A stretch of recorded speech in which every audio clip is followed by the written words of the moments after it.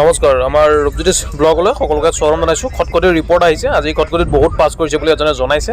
Record ভাঙিছে বোলে আজি। 14জন ৰানিং ফেইল আৰু 13জন হাইট এণ্ড চেষ্টত ফেইল কৰিছে। 14 আৰু 13 ফেইল কৰিছে, বাকীখিনি পাছ কৰিছে।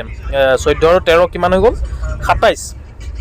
টোটেল আমাৰ 10 দুগুণ 20, 20 7 27জন ল'ৰা ফেইল কৰিছে। চেষ্ট এণ্ড হাইটত 13জন আৰু 14জন ৰানিঙত ফেইল কৰিছে। খটখটিৰ পৰা আপডেট আমি লেটেষ্ট আপডেট ডেইলি জনাই আছোঁ। তাৰ কাৰণে তোমালোকে প্ৰথম দিনাখন অকণমান বেয়া হৈছিল ৰিজাল্ট, তাৰপিছৰ পৰা মোটামুটি ভাল হৈ আহিছে।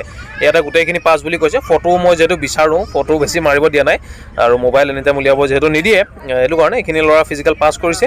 চেষ্ট নাম্বাৰ চোৱা, স্পৰ্টিং কেনেকুৱা পিন্ধিছে চাই লোৱা, হাফ কাটা স্পৰ্টিং কোনে কোনে পিন্ধিছে চাই লোৱা। যেনেকুৱা তেওঁলোকে পিন্ধিছে তেনেকুৱাই পিন্ধিবলৈ চেষ্টা কৰিবা। ইজি অৰ হাৰ্ড সুধিছিলোঁ, ইজি বুলি কৈছে।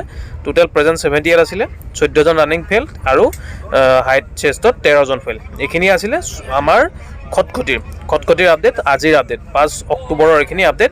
গ্ৰুপ চেণ্টাৰ চেয়াৰৱেব খটখটি আছাম, এইটোৰ আপডেট আজি।